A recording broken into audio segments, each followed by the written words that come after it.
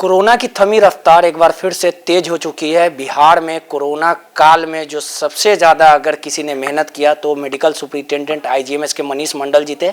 लगातार कोरोना काल में लोग त्रस्त थे, लेकिन जान जोखिम में डाल के लगातार आईजीएमएस के मेडिकल सुपरिटेंडेंट जो है वो काम कर रहे थे। एक बार फिर कोरोना के मरीजों की संख्या में बेतहाशा वृद्धि होते जा रही है। लगातार डॉक्टरों की तरफ से अल्टीमेटम दिया गया है कि वो लापरवाह ना हो, मास्क का प्रयोग करें, दूरी बनाए रखें, लेकिन अभी भी लोग लापरवाही करते दिख रहे हैं। ये तमाम मुद्दों पे बात करने के लिए हमारे साथ सर हैं, उनसे बात करेंगे और समझने की कोशिश करेंगे कि डॉक्टरों की तरफ से जो आदेश दिया गया आखिर लोग क्यों नहीं मान रहे।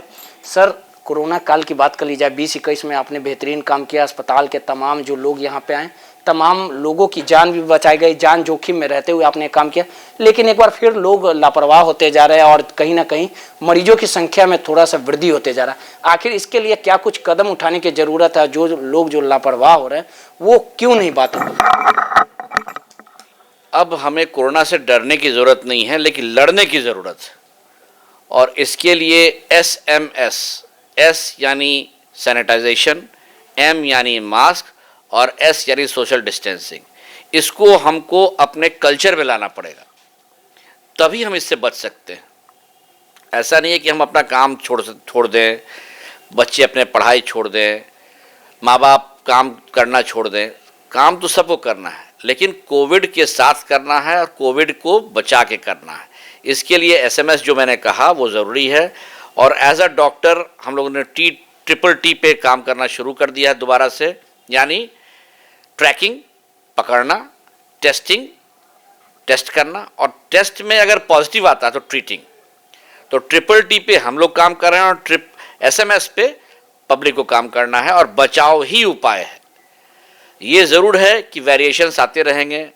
कल डेल्टा वायरस था, आज डेल्टा प्लस वायरस है, कल ओमिक्रॉन आएगा, परसों ओमिक्रॉन बढ़ सकता है। लेकिन अगर हम एहतियात बरतें तो इन सब से ऊपर बच के हम रह सकते हैं। जहाँ तक IGMS की बात है, IGMS पहले से इलाज करता रहा है। पिछले बार कुछ कमियाँ थीं, ऑक्सीजन वगैरह की कमी थोड़ी थोड़ी हो गई थी। इस बार ऑक्सीजन जनरेशन प्लांट हम लोग का अपना है। हम लोग खुद 40,000 किलोवाट जो है वो ऑक्सीजन जनरेशन कर रहे हैं। हमारी व्यवस्था पहले से बढ़िया हुई है, हमारे डॉक्टर्स ज़्यादा ट्रेंड हुए हैं, हमारे पैरामेडिकल स्टाफ ज़्यादा ट्रेंड हुए हैं, और इससे भी ऊपर हम लोगों ने रिसर्च शुरू कर दिया है यहाँ, ताकि कोरोना का अगर कोई वेरिएंट भी आए तो हमारा अपना वायरोलॉजी देश का 11वां सेंटर यहाँ बन के तैयार है, जो कि जीन सिक्वेंसिंग पे काम कर रहा है। आपकी जानकारी के लिए आपके चैनल के माध्यम से मैं लोगों को बताना चाहूँगा कि जीन सिक्वेंसिंग जो होता है ये बताता है किस टाइप का वेरिएंट कोविड का है। जैसे कि पहले डेल्टा वेरिएंट था, अभी जो नया आया है जिसकी सोच लोगों ने जानना शुरू किया वो ओमिक्रॉन का आया है। तो इसकी टेस्टिंग जो है वो जीन सिक्वेंसिंग से ही होती है। उसके लिए जो मशीन है वो हम लोग के लिए ऑलरेडी इस्टेब्लिश्ड है। हम लोगों ने टेस्ट करके देख लिया है कि मशीन बढ़िया से काम कर रहा है कि नहीं कर रहा है। इसलिए बिहार के अंदर जो भी जांच होगी किसी भी वेरिएशन में या किसी भी नया वेरिएंट का, वो हम लोग करने में सक्षम है। लेकिन सबसे बड़ी विडंबना है सर कि जब कोरोना का प्रकोप रहता है तो लोग अवेयरनेस रहते हैं, जागरूक रहते हैं, तमाम जो भी खतरे की घंटी रहती है उसको फॉलो करते हैं, लेकिन फिर कोरोना का जो कोहराम है वो खत्म होता है तो फिर लापरवाह होता है। लेकिन सबसे बड़ा चीज़ है सर कि कोरोना अगर जो गंभीर बीमारियां है, कौन ऐसी गंभीर बीमारियां जो सबसे ज़्यादा अटैक वैसे मरीजों को करती है, जैसे किडनी का हो या कैंसर हो, तमाम तरह की बीमारियां, आखिर कौन कौन से ऐसे बीमारियां हैं अगर उनके मरीज किस प्रकार से बचाव करें, सतर्क रहें? कोरोना जो है वो इम्यूनिटी पे अटैक करता है, और जिसकी इम्यूनिटी पहले से कम हो, जैसे कि ट्यूबरक्लोसिस के मरीज, कैंसर के मरीज, किडनी के मरीज, लिवर फेलियर के मरीज, ऐसे मरीजों में पहले से इम्यूनिटी कम होती है, और उनमें अगर अटैक कोरोना का हुआ या इन्फेक्शन कोरोना का हुआ तो वो सबसे ज़्यादा रिस्क पे रहते हैं। और पिछली आंकड़े अगर हम देखें बिहार और राज्य और देश और विदेश का भी, तो हर जगह मौतें जो हुई हैं ज़्यादातर उनमें हुई है जो पहले से इन बीमारियों से ग्रसित हैं। इसलिए उनको तो स्पेशल एहतियात बरतना है, उनके परिवार को एहतियात बरतना है, ताकि ये जो SMS का है फासला वो बना रहे, ताकि लोग सुरक्षित रहें।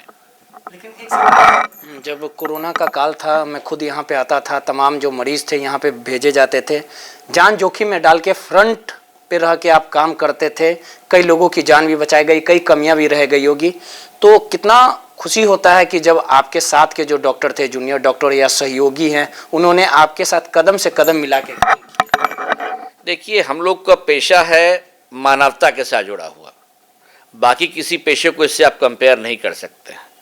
और एक भी लाइफ अगर जाता है तो दुख सबको होता है, कम या ज़्यादा दुख तो सबको होता है, और हम लोग का काम ही है लोगों की ज़िंदगी को बचाना। लेकिन हाँ, बेपरवाह अगर होते हैं लोग तो दुख हमें भी होता है कि अगर ये बेपरवाह ना होते तो इनका इलाज हो सकता। जहाँ तक संस्थान की बात है, हम लोग निरंतर प्रयास करते रहे हैं, बेड की क्षमता बढ़ाते रहे हैं, इलाज करते रहे हैं, और हम और मेरी पूरी आईजीएमएस की टीम लगी रही। एक समय ऐसा भी कोरोना में आया था कि हमारी 50% जो है मानव शक्ति पीड़ित थी, और बचे 50% में 25% काम कर रहे थे, 25% क्वारंटीन में थे। तो एक्चुअली 25% पे ही काम हो रहा था, लेकिन हम लोगों ने अपनी जो है क्षमता दिखाई, और सरकार का विश्वास, पब्लिक का विश्वास हम पे रहा, और यही वजह है कि हम लोग कई लोगों को बचा पाए।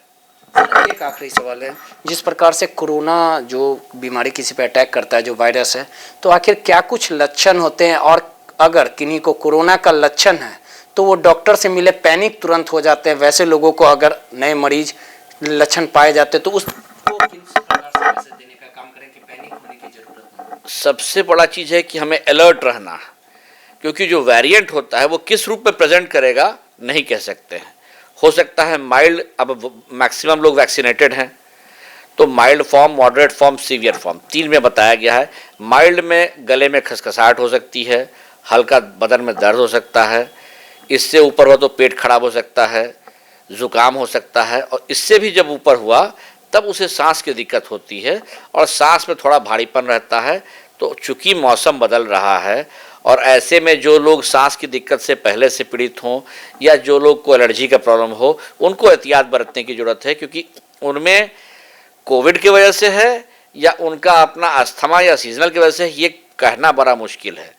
तो वैसे लोगों को अगर दिक्कत है तो तुरंत टेस्ट कराएं, क्योंकि जितना जल्दी टेस्ट कराएंगे उतना जल्दी पता चलेगा कि उनका कोविड पॉजिटिव है या नहीं है। अगर है तो उसके हिसाब से इलाज चलेगा, नहीं है तो कोई चिंता ही की बात नहीं। जो प्राइमरी ट्रीटमेंट उनकी बीमारी की है वो करनी चाहिए।